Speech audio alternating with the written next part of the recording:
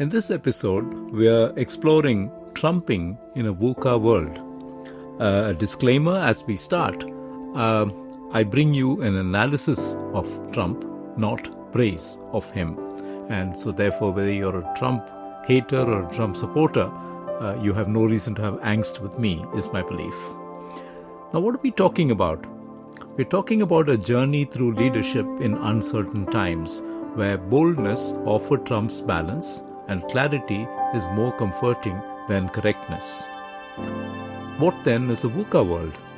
It's volatile, it's uncertain, it's complex, it's ambiguous. And one of the natural responses to the chaos that this world represents seems to be strongman leadership. And it's a natural neuropsychological response. And in this episode, we discuss what happens to our brains when we crave for clarity over nuance. This isn't about Donald Trump alone. It's about a mindset, a leadership signature, wired in reward, driven by emotion, simplified for survival. Volatility is one of the things that we are experiencing today. The world is fast, it's unpredictable, and change happens all the time. Uncertainty, with our not being able to predict events, is another thing we are experiencing. There are many who believe that the world is on the brink of the Third World War. Complexity, there's so much happening around us, it's very hard for us to compute these factors clearly. And ambiguity, there is no clear path or way forward for most of us. VUCA triggers anxiety, and our brains seek predictability. Anxiety activates your amygdala, your threat center, and what you crave is certainty, which is what your prefrontal cortex offers. Now hold that thought, the balance between your amygdala and your prefrontal cortex, because this is going to figure again and again during this talk. Our brain doesn't really fear the future. It fears not knowing how to plan for it. So how do you then respond to a VUCA world? Will you respond with structure, or will you surrender to it? Now here are three startling diplomatic moves that Donald Trump made in his second term. In fact, very early in his second term, and they shocked the world. The first was his phone call to Putin. He sidestepped Europe and Ukraine, and he unexpectedly in February 2025 picked up the phone and spoke to Vladimir Putin, arranging a face-to-face meeting in Saudi Arabia without either Ukraine or Europe being part of the conversation. It was a move that alarmed his allies, sparked concern that the US may negotiate Ukraine's fate without its involvement. Most of you will remember this, having read it in the news again and again. The next thing that we are continuing to see is Trump using tariffs as diplomatic leverage. He dramatically expanded his use of tariffs, not just for trade, but as a geopolitical tool, and has imposed steep duties or threatened to impose steep duties on allies and rivals alike, pressurizing countries like India, Brazil, and Canada into strategic concessions on issues ranging from defense to environmental policy. The third, perhaps the most outrageous that one can think of, was the US takeover proposal for Gaza and his population relocation plans. In early 2025, he floated a highly controversial plan that the US would take over the Gaza Strip and turn it into a freedom zone. He proposed relocating up to 1 million Palestinians to Libya in exchange for the release of $30 billion in frozen assets and diplomatic recognition. The notion of such mass displacement drew widespread global condemnation. So here are three things that Trump did, all of which outraged much of the world as the world saw diplomacy as not being followed. Now, what's his leadership style, therefore? It's one of transaction, one of pragmatism, and one of decisiveness. Transactional, in that you do this and you get that. It's a direct exchange that Trump offers. And this, of course, comes from his years and years of being a businessman. He's pragmatic in saying what works wins. And he's looking for quick answers, quick solutions that he sees as victories. He's decisive because he makes quick decisions which are emotionally resonant to him and perhaps to a very large number of people who appreciate and follow him. The Make America Great Again group in particular. Now, think of yourself. Do you make clearer decisions when you're under pressure and when options are simplified for you? Well, most of us probably find it easier to decide when the options are simple. And what Trump does as part of his leadership style is make things very, very simple. And the accusation, perhaps, is that he oversimplifies a lot of things. But Trump is not alone. Strongmen across the globe behave pretty much in the same way. Look at Putin, Erdogan, Xi. Different contexts, but the styles are very similar. The traits are centralization of power, emotional resonance, and certainty projection. They make you feel that there's certainty in the way that they're deciding and in the way that they are going about things. Now, why does the brain like this? Certainty feels safe. This kind of certainty brings with it a group identity. It triggers oxytocin, a chemical that makes you feel a sense of belonging. And if you think back to my Art, Science and Culture of Love podcast, you will remember the very important role that oxytocin plays. Certainty also brings less ambiguity. And remember, it's ambiguity that makes us feel anxious. We don't just elect leaders. We elect the emotion that they make us feel. Ask yourself, in times of a crisis, which leader makes you feel most emotionally safe? And why?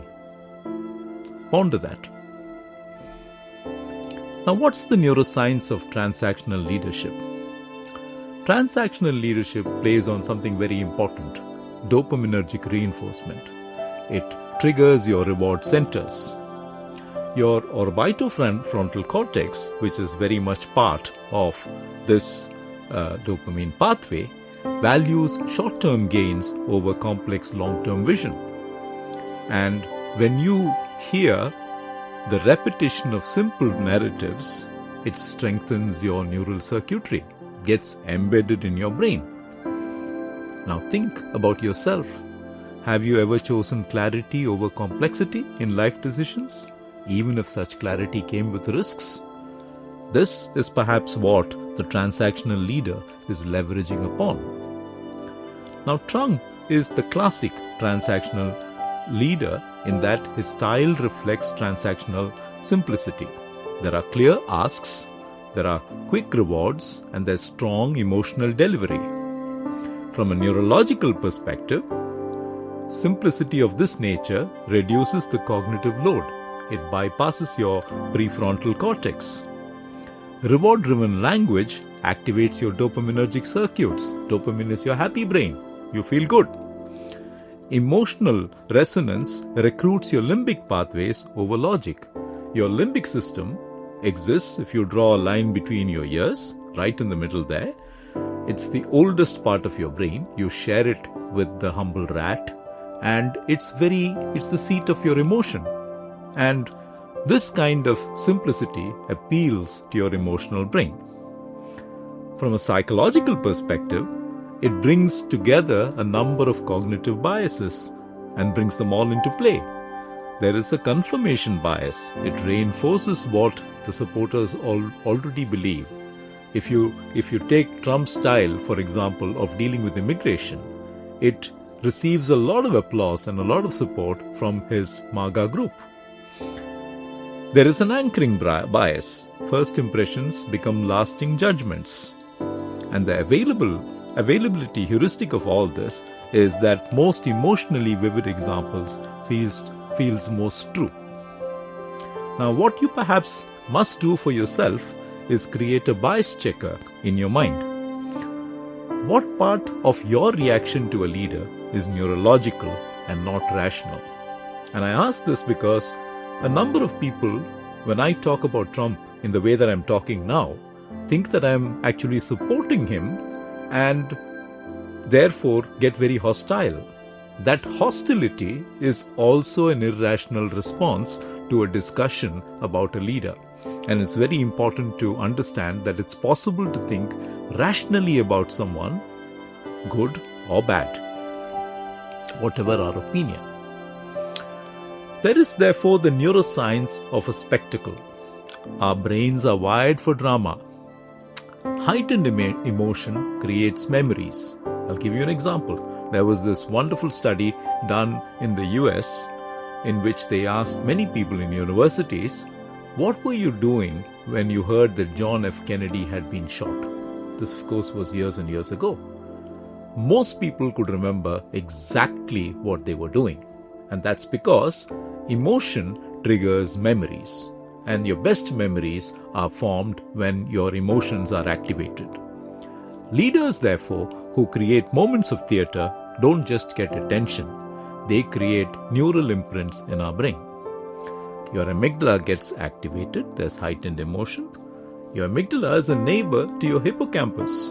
Your hippocampus is the center of all human memory, and therefore your memory gets consolidated along with that emotion. You have mirror neurons. These respond to bold gestures and confidence.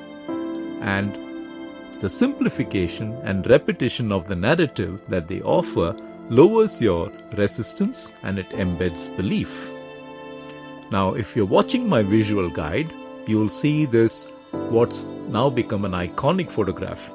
Trump was shot in his ear. The bullet grazed past his ear, bloodied him, and he gets up and he pumps his fist. And he looks angry, determined, fighting back. And that's an iconic image. It's an image that probably swung the election in his favor. What's that kind of iconic image that's stuck in your brain about anyone else that you think or follow? There is also the paradox of popularity. Strongman leadership often defies data, yet it wins.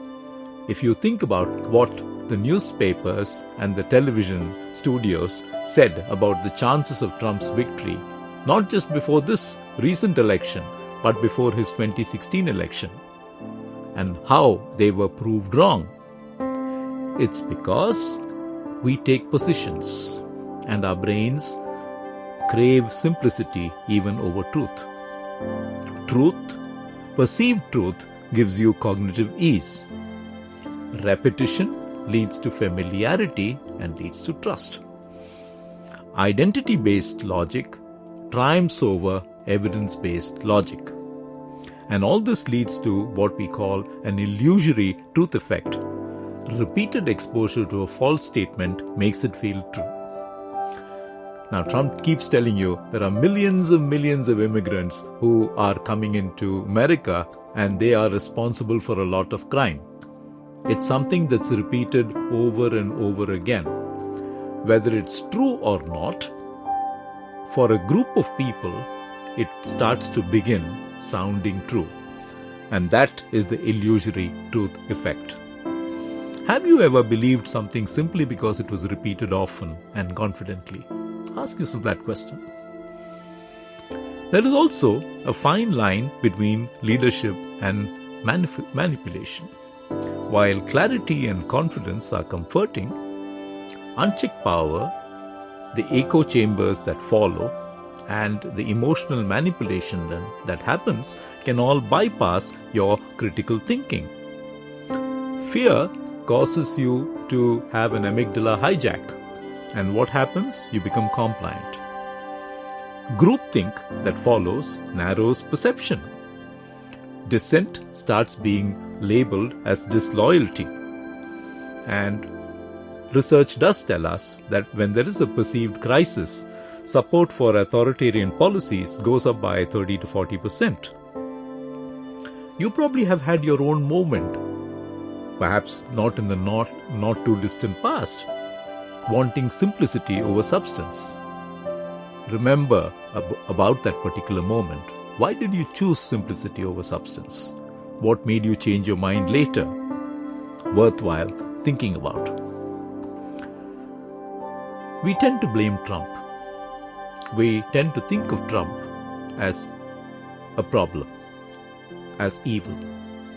There are colleagues of mine, people in mental health, who actually have gone ahead to make a diagnosis of him. Remember, Trump is not just a personality, he is a projection.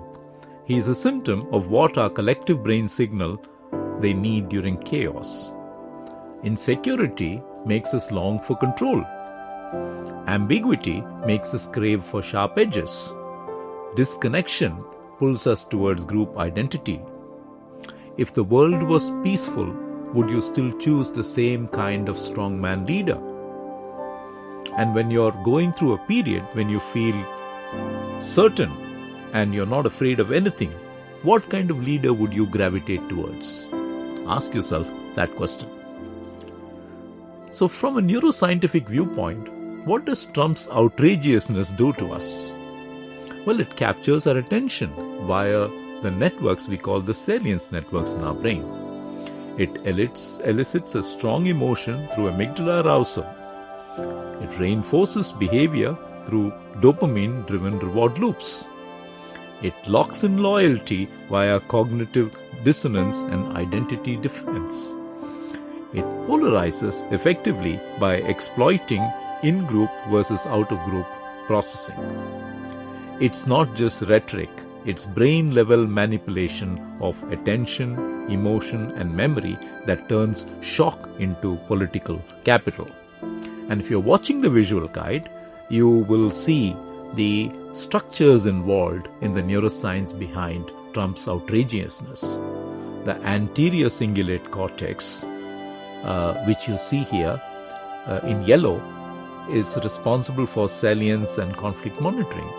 It detects surprising emotionally charged stimuli and prioritizes them. Your anterior insula, which is red in the image, it causes emotional awareness. It links your bodily states to emotions, amplifying the visceral punch of a statement. Your amygdala, which is responsible for threat and reward processing, which is olive green, drives strong emotional arousal, enhancing memorability. Your prefrontal cortex, which is responsible for strategic modulation and social judgment, can be used to plan and weaponize outrageous statements for maximum political effect, but also reduced inhibitory control can allow it to become more impulsive and allow raw remarks to come through. Your mirror neuron systems, which are colored blue, are responsible for your social resonance. They encode in-group alignment and reinforce collective emotional states at rallies. So if you look at the brain, different parts of your brain participate in the neuroscience of outrageousness. And it is this participation that is leading to our responses. Either we start supporting the strongman leader, or we move further and further away from the strongman leader. Now, how do you build cognitive immunity to all this? Understanding how leadership appeals to our brains helps us to stay aware of when we are being soothed, when we are being sold, or when we are being silenced. Notice when you're trading complexity for comfort, even in your discussions with friends. Ask, do I feel safe, or do I feel just emotionally aligned with what's being said? Seek diversity of thought. Challenge your emotional reflexes. Mindfulness reduces reactivity to fear-driven political messaging by enhancing prefrontal regulation. And perhaps what you can do is create a journal prompt for yourself. This week, I noticed I wanted simplicity when? Now, what made you want simplicity this week? Make note of that. There is an authoritarian drift in crisis. History shows that in times of collective fear, pandemics, war, emotional instability, the brain prioritizes emotional security over ideological consistency. Our survival mode activates the limbic over the prefrontal function. Voters tolerate rule bending if it promises safety. Once again, I take you to the example of how immigration is being dealt with currently. Not always, if the reports are correct, as the rules being followed. Dissenters are labeled destabilizers. Studies show a 28% increase in approval of surveillance policies immediately following terror attacks, for example. So, have you noticed how your political tolerance shifts when you feel under threat? Ask yourself that question. If you think about my previous podcast on the 5 facets of the political mind, you will remember this. Tribalism isn't just cultural, it's cortical. The brain is wired to favor in-groups, especially when threatened. I talked about oxytocin earlier. It fuels in-group loyalty, but can also increase out-group suspicion. Group belonging reduces cortisol, your stress hormone. Conflict simplifies choice. You're either with us or against us. Even toddlers show preference for those who resemble their tribe in accent, language, or emotion. Create a journal prompt for yourself. Who do I instinctively trust and why? Certainty, however, comes with cost. Strongman leadership simplifies, and in doing so may suppress dissent, nuance, and dialogue. Certainty feels safe, but it can dull your critical thinking. Ambiguity tolerance is actually a predictor of innovation. The more you tolerate ambiguity, the more capable you are of innovation. And fear of complexity often leads to echo chambers. Our brain scans show that certainty activates the same pleasure centers as monetary reward. In other words, you making some money and you having certainty activates the same parts of your brain. When did you last change your mind about something political or social? So let's rethink leadership in VUCA. Leadership has to evolve in a VUCA world. Not charisma alone, but cognitive agility is going to be important. Not bravado alone, but emotional containment. Not certainty alone, but curated complexity. Neuropsychologically, effective leadership means helping others tolerate ambiguity, not erasing it. Who is a leader that helped you hold your fear rather than distract you from it? Think of one leader, fictional or real, who embodied quiet strength amidst chaos. So how do you predict the turn from a forecast to a framework? I wrote a LinkedIn post in 2016, prior to Trump's election, predicting he would win, and I called it a writer universe. I did not do this as a political pundit. I did it by observing emotional neuropatterns and socio-political mood swings around me. What I noticed was a neurological drift. There was a rising ambiguity around us, triggering a collective tilt towards emotional certainty. And where did I see this? I saw this in the movements in Turkey. I saw this in the Brexit movement in the UK. I also saw socio-political conservatism emerging. As volatility increased, societies leaned towards ideological simplicity and order. There also was emotional saturation. Years of recession, terrorism, digital fatigue had caused overload and had exhausted our prefrontal bandwidth. What cultural moment made you similarly think? Who you will choose and why you will choose what you thought you would choose? Would you go towards the right or would you go towards the left? Think back to 2016 and share how you felt in 2016. Now, what does Brexit, MAGA, the strongman shift what do these movements tell us? These are not isolated. They are neuro-emotional responses to uncertainty. Nationalism has great appeal during times of uncertainty, and there is an emotional appeal of home over globalization.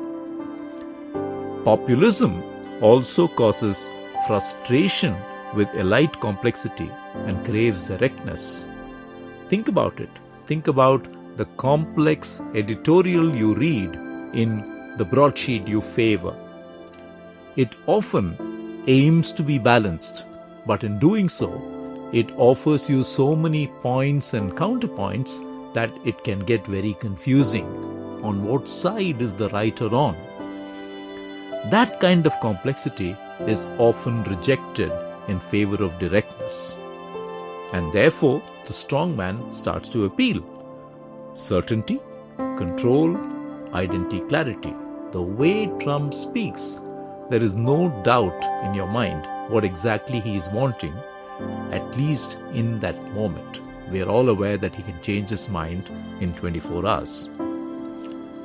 Which similar movement, global or local, has made you feel emotionally represented, even if not logically aligned? Right-wing shifts often follow terrorist events, economic crashes, and mass immigration, even if they are not directly linked to them. And the global drift towards right-leaning ideologies is therefore not just ideological. I would argue that it is neuropsychological. The brain-based drivers of such shift are reduced uncertainty, simpler worldviews calming your amygdala, emotional resonance, symbolism, nostalgia, and group rituals triggering limbic reward, and a group identity, belonging reducing your cortisol and enhancing oxytocin-driven trust. Nationalist messages have higher memorability scores in cognitive research due to emotional simplicity and identity alignment.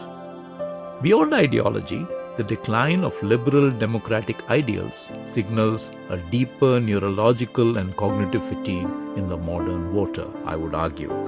There is a fair amount of information overload, with complex policies constantly being discussed, challenging our attention and memory systems. There is perceived inefficiency due to what we see as slow consultative decision-making, which comes across to us as weak or indecisive. There is emotional dissonance because the values-based narrative lacks immediate emotional reward. But ask yourself, is there one left liberal value you believe in, but struggle to emotionally connect with? The future, therefore, may belong to leaders who combine the transactional clarity of the strongman with the democratic depth of consultative systems. Balanced leadership models will be clarity with flexibility, emotional resonance with cognitive depth, structure with openness. Can you name a current leader who blends transactional clarity with democratic nuance? And here, if you're watching the visual guide, I've contrasted for you Donald Trump with our own Prime Minister, Mr. Narendra Modi. In terms of style, Donald Trump is outspoken, unpredictable, and combative. Narendra Modi is disciplined, calculated, and composed. In terms of messaging, Donald Trump is slogan-heavy, emotive, and spontaneous. Narendra Modi has scripted slogans, symbolism, and a consistent narrative. Donald Trump sees disruption as proof of dominance.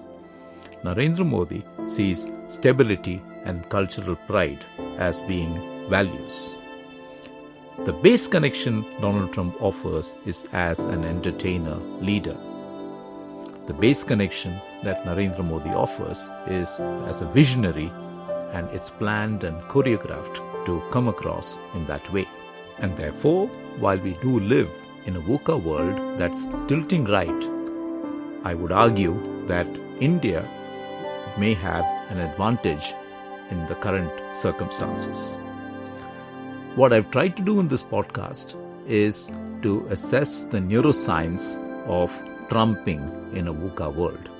And I hope you have found this interesting. If you did, please like, share, and follow us.